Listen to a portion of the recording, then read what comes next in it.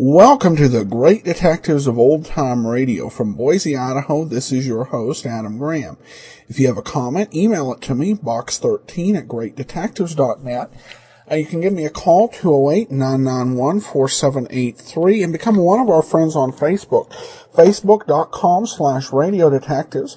And I want to call out a couple of folks who have helped bringing the show to you today. Thank you so much to Deanna, and also to Benjamin for your very nice donations. They're much appreciated. We'll go ahead and we will send along access to our premium site, which we do with all donations of $7 or more. All right, well, now it's time for today's episode, Death's Bargain Basement. William Gargan stars as Barrie Craig, confidential investigator.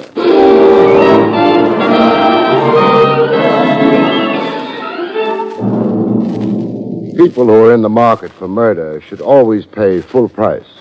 You can't get a cut rate on a killing. All you can get is a cutthroat.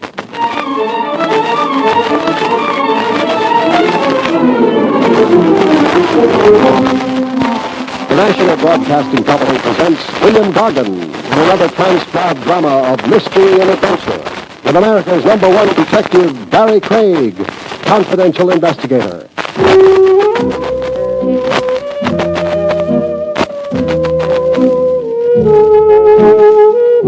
Barrie Craig speaking. In spring, they say, a young man's fancy lightly turns to thoughts of love.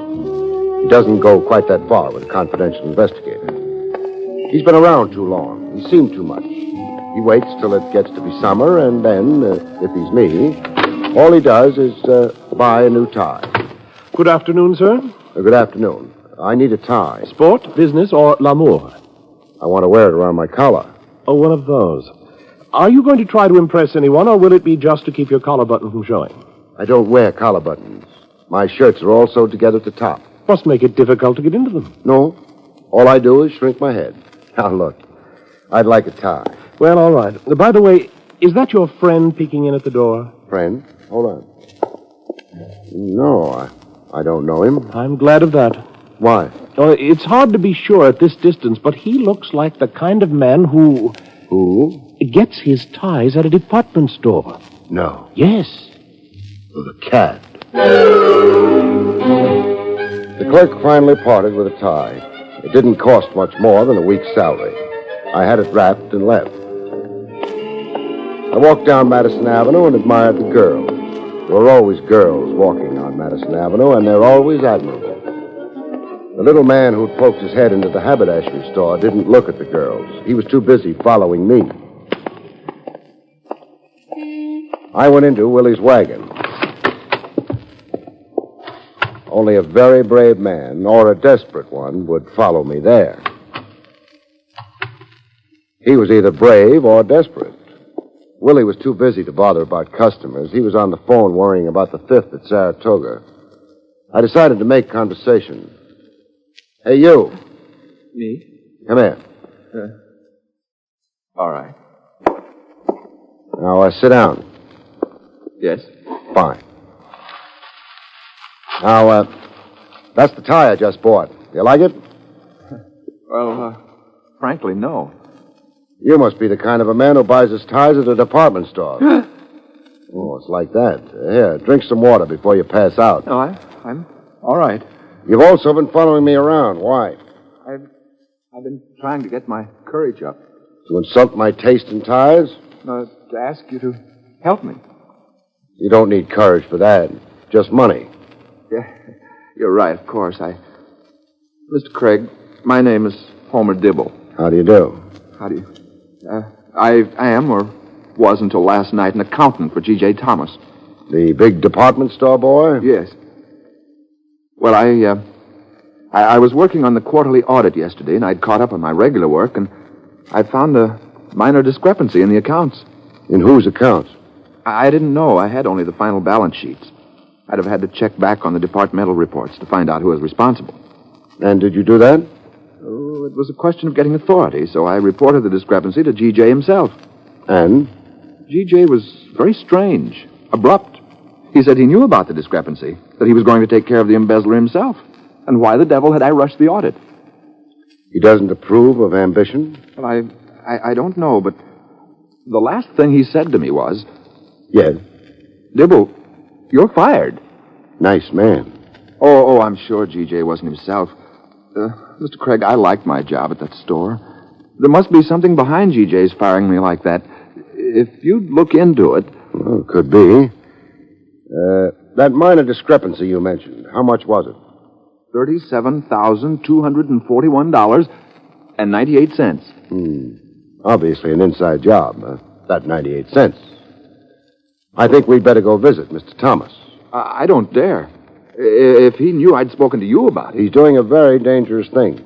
Covering up a theft, taking the law into his own hands, like playing with a loaded gun. You think it's that serious? It could be. Suppose we find out.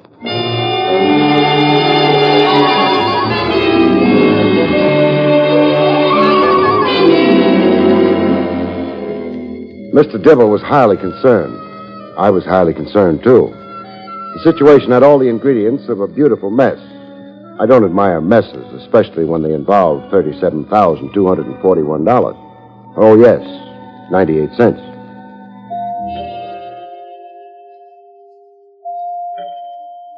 Business at the Thomas department store must be good. Yeah, it is an impressive house, isn't it? Yeah. If they played their cards right, they could probably get Grant to move here. I'm worried. What about? Oh, G.J. is likely to be very angry with me. He might fire me. He did fire you. Oh, that's right. I don't think that doorbell took the first time. Maybe not the second time either. So... That's an answer, one I don't like. Oh, it's open. That yell came from someplace down that corridor. Oh, dear. Whatever will G.J. say? Oh, we'll ask him. First, we've got to find him, though. Door up ahead's ajar. Uh-huh. Leads to the place these doors always lead, the library. Good heavens. G.J.'s butler's lying down. Looks very peculiar. Maybe he didn't think of that when he fainted. After he yelled. Fainted? At what? Well, it's seeing G.J. Thomas behind the desk here. I can't... Lying down, too. But his case is a little more serious. There's a knife in his back. Oh, dear. Easy now, don't you start fainting on me. What happened is obvious. We rang, the butler started down the hall, went into the library to check with Thomas, saw the blood, and... Well, what happened to Thomas is obvious, too. Someone murdered him? Whoever it was didn't stick a knife into his back because he thought it would improve Thomas's disposition. What shall we do now? Well, we could notify the police, but we won't. Come on. But... The butler can take care of that when he comes to. We're going to the store. Why? Dollars will get you donuts that murdering Thomas was only half the murderer's job.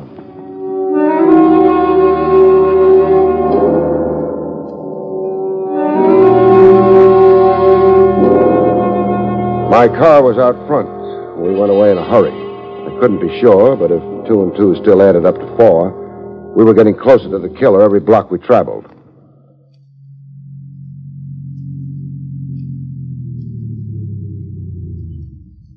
Well, G.J. Thomas's pride and joy. There's a night watchman on duty, isn't there, Dibble? Yes, there is. Fine. Let's bang on the door. Oh, net result, dead silence. Time's passing, Dibble. Would you have a key to the store? Well, yes, I do. Even though you were fired? Well, I forgot to turn it in. Uh-huh. Okay, open the door. All right.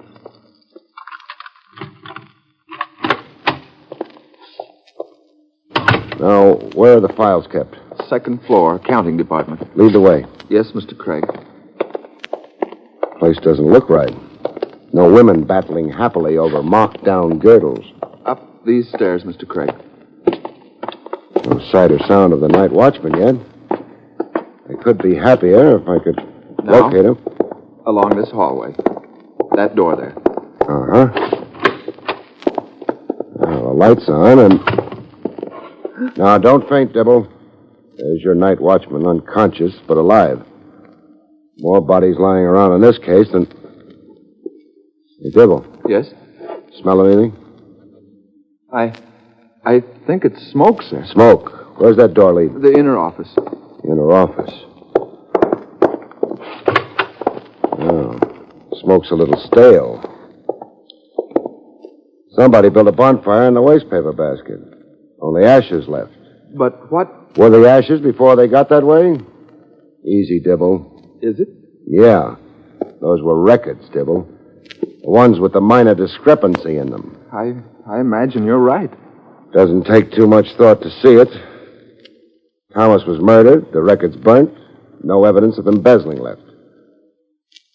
Dibble, in whose department could that discrepancy have arisen? Well, in several.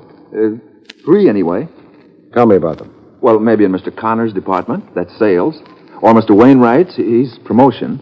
Or Miss Welch, head of personnel. Uh-huh.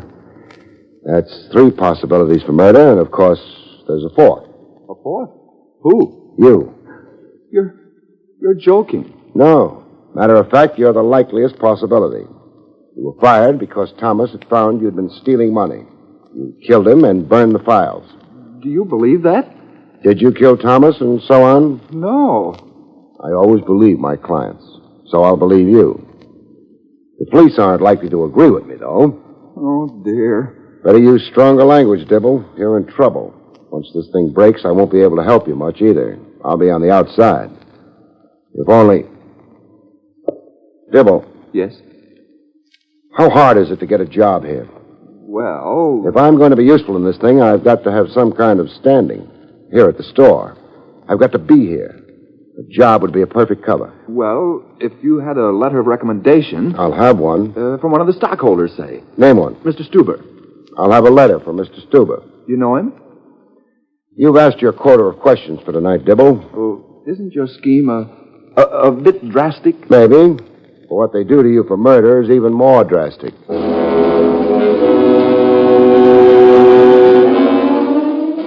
Mr. Dibble blinked his eyes several times and started to turn green. On him, it didn't look good.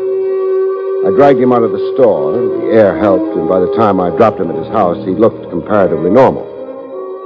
I wouldn't know compared with what. And the next morning, I reported to personnel at the G.J. Thomas department store. After a while, somebody got around to noticing me. It couldn't have been more than a week later that, Mr. Craig, Yes, come in, please. thank you. I've just been reading this letter of recommendation of yours. You must be a slow reader. I beg your pardon? I spent most of the morning in that anteroom. I didn't care for the furnishings to start with. Now, look here. You're Miss Welch, aren't you? I am. And why don't you stop trying to sound as if you were 50, hopeless, and hideous? That's a nice blush. Well, now, you can stop all that. This letter gives you a very nice recommendation. It should. What? Mr. Stuber is very enthusiastic about me. So I notice. Which means that whatever I personally think of you, I'll have to hire you. What do you personally think? Oh, you don't have to answer that now. Thank you. Save it for after hours.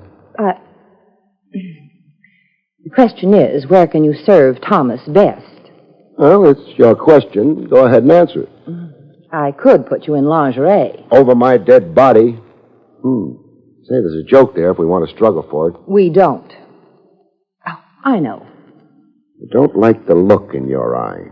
It's not friendly. We're starting a demonstration display in the basement today of dishwashers. Dishwashers? I'm not the domestic type. Women away from home don't look for the domestic type. You'll do. Mr. Craig, is it? You know it's Mr. Craig. Does it have to be... Dishwashers? Yes. Okay, Miss Welch. To the dishwashers.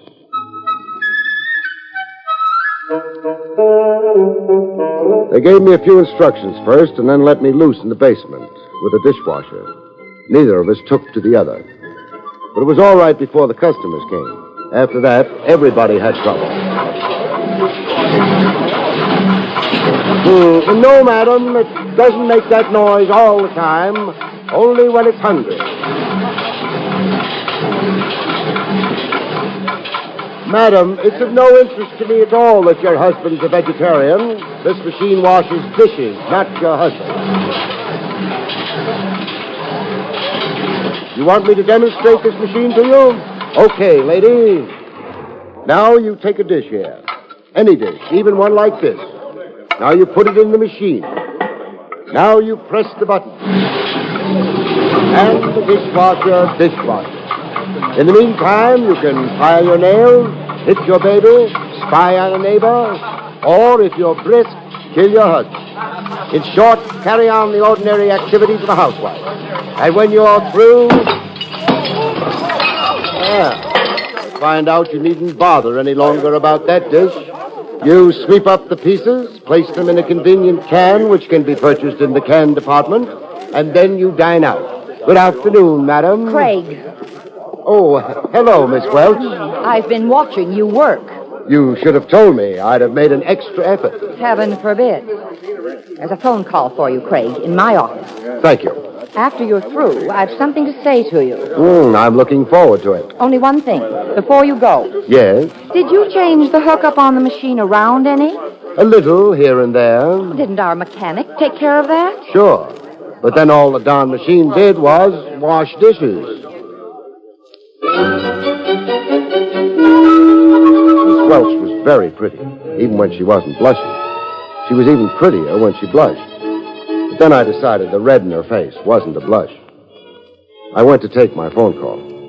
Hello? Mr. Craig? Yeah. This is the Samaritan Hospital. A friend of yours, Mr. Dibble, asked us to call you. What's he doing now? He was struck by a hit-and-run driver this morning.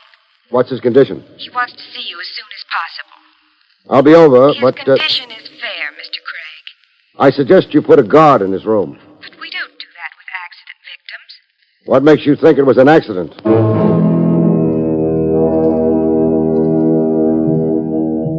It took a little more than that, but finally a guard was assigned to make sure that Mr. Dibble's condition wouldn't get worse rapidly.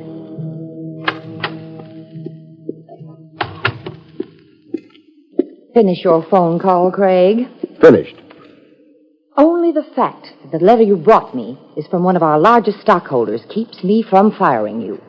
Let's be happy it was such a nice letter. But I'm not going to put you back in selling. An office job would be safer.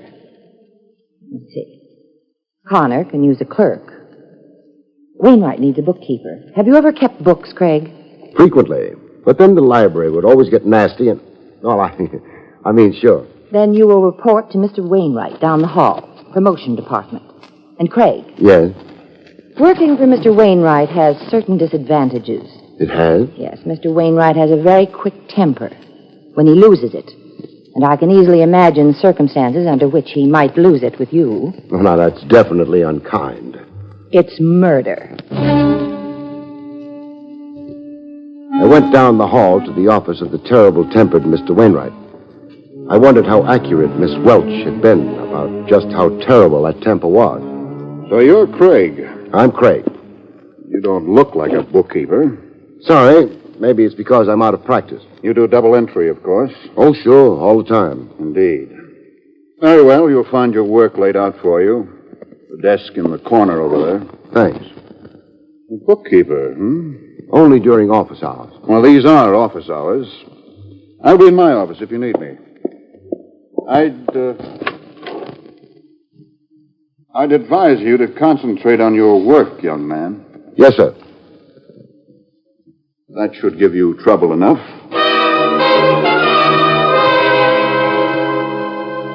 I didn't like Mr. Wainwright's last remark. It was so right.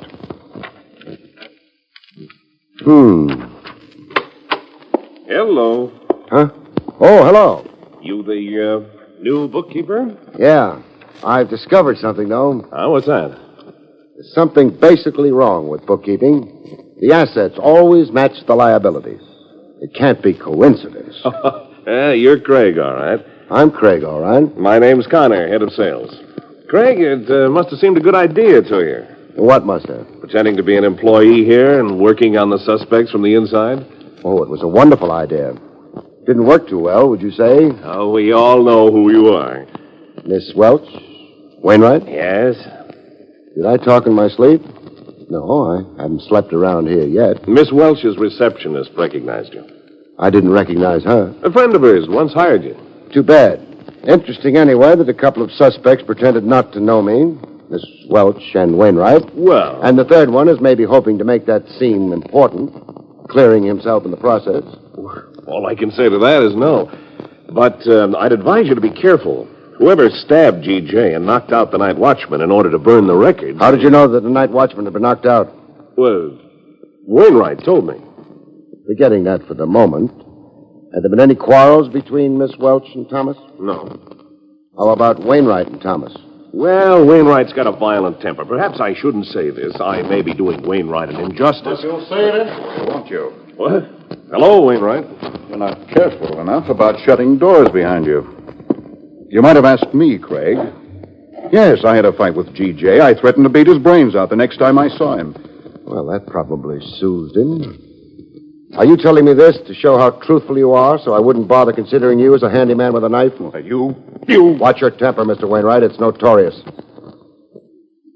Connor, were you on good terms with Thomas? Sure. I made him laugh. Which one of you drives the car? We all do, including the luscious Welch. Too bad. It's lunchtime. I get hungry at lunchtime. I'll be back after lunch, though. Anyone want me to bring him a sandwich? Nobody did, which wasn't surprising. I would have had trouble getting a sandwich at the Samaritan Hospital anyway. I haven't got much time, Dibble, but... It was nice of you to visit me. Not nice. I'm working. Dibble, could your accident this morning have been a genuine one? Oh, no. The car came right up on the sidewalk after me. Okay, next question. How much would it hurt you to be moved? Well, a bit, perhaps, but why do you ask? I want to take you back to the store with me. Is it important? Yes. Well, then it doesn't really matter how much it hurts, does it? It did hurt, but Dibble didn't whimper. I decided I liked him. I hoped I'd be able to keep him out of trouble. The trouble his late employer, G.J. Thomas, had run into.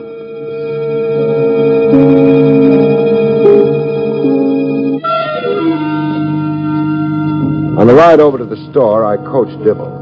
He was horrified. I was asking him to tell a lie. By the time I got through telling him a few things about the methods with which murderers are caught, he was very disillusioned.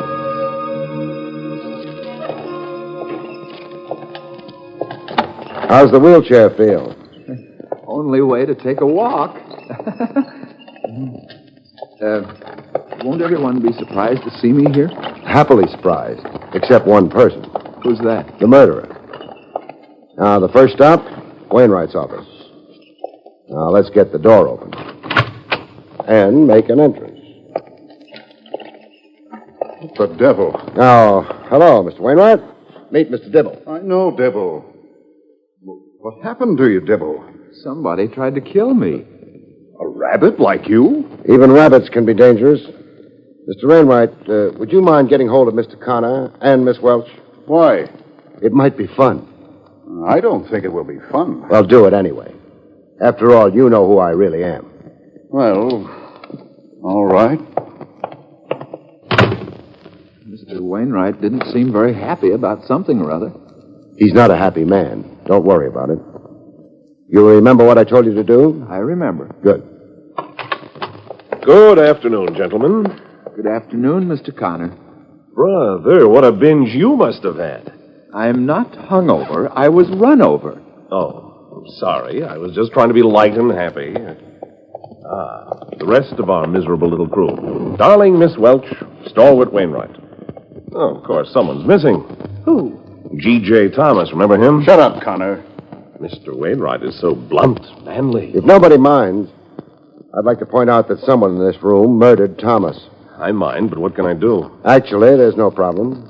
The identity of the killer wasn't hard to establish. But there was a lot of confusion around that central point. It might help to clear it up. Well, go ahead. Clear it up. Thanks. Now, one of you three had embezzled some $37,241. And 98 cents. Let's not forget the 98 cents. Thomas knew about that, summoned the guilty one to his house in order to confront him or her with his or her guilt. Is that fact or theory? Half and half, say. Now, the guilty one promptly proceeded to kill Thomas. Dibble, whose account was short $37,000 odd? Come on, Dibble. All right. Miss Welch's account. What? Well. You said something, Miss Welch? What? That statement's ridiculous. That won't stop him from making it in front of a jury. It'll be his word against mine. We all know the records themselves were destroyed. Still, a jury might believe Mr. Dibble. What do you think, Wainwright? I think Dibble's crazy. And you, Mr. Connor? I never cared for the luscious Welch, Craig. So efficient. I'm glad the record showed her to be the embezzler. But they didn't. What? Well, what do you... They were burned before Dibble got to them. Then how does he know she was the one? He doesn't. This isn't very funny. It isn't funny at all. Wainwright, did you tell Connor the night watchman had been knocked unconscious when the records were burned? No, I didn't know that myself. So, Connor, the only way you could have known was because you yourself knocked him out and burned the records, which showed you to be an embezzler. Maybe they did, but they were phony. That's why I had to burn them. With Thomas dead, I knew I'd be suspected of his murder, even though I wasn't an embezzler. A little weak, Connor. Mr. Craig. Yes? This isn't very pleasant. Is it all right if I leave now? Sure. Thanks. Clever woman, Miss Welch. Forget her. What I want to know is why Let's Connor... not forget Miss Welch. What are you driving at, Craig? You're all overlooking one small fact. Which is... G.J. Thomas was stabbed in the back. In the back? That means... It means that Wainwright, who threatened to beat Thomas's brains out, has to be innocent of Thomas's murder. Of course. Unless there were signs of a struggle. No signs of struggle. Then G.J. would never have let Wainwright get behind him. True. We already know I didn't stab G.J. Craig, will you stop sidling around? Keep your voice at normal level and keep talking. But where does G.J.'s being stabbed leave me? Equally innocent. The records show... They were false. ...that you were an embezzler. He'd summon you to his house to confront you with your supposed guilt. Would he have... Let me get behind him? Of course not. But there's someone who did get behind him. Someone who's behind this door. Sorry to disturb your aim. Yeah, I'll take that. Ah, thanks. Yeah. Someone who got behind G.J. Thomas. Someone he didn't suspect and hadn't fought with. Who could it be but... Miss Welch. The police came and took her away. She'd stopped looking luscious by that time. She was a killer, trapped. And killers are never luscious or lovely or anything else but deadly. Miss Welch had embezzled the money, falsified the records, and it was very clever of you to detect her, Mr. Craig. Thanks. Oh, I have your check here. Oh, forget it. What? You're getting your job back at the store, but even so, you can't afford me. Besides, I make it a rule never to get paid twice for the same job. But you haven't... I will be. Don't forget that Thomas Department Store owed me 1 day's salary for well, I did demonstrate the dishwasher, but never mind what it owes me the salary for. Just make sure they pay it.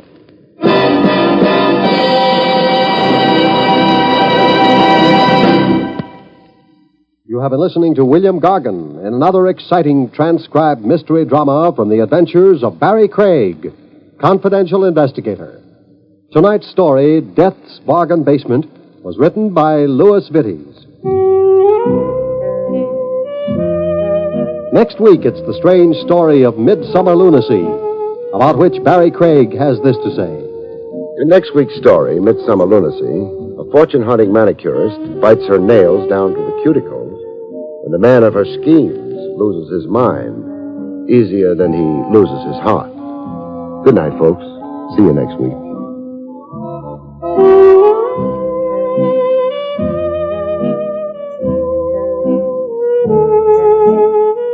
The National Broadcasting Company has just brought you an NBC Radio Network production with William Gargan, starring as Barrie Craig, confidential investigator, directed by Arthur Jacobson. Also heard were Templeton Fox, Hilary Hall, Rye Billsbury, Olan Soleil, and John Stevenson. Eddie King speaking.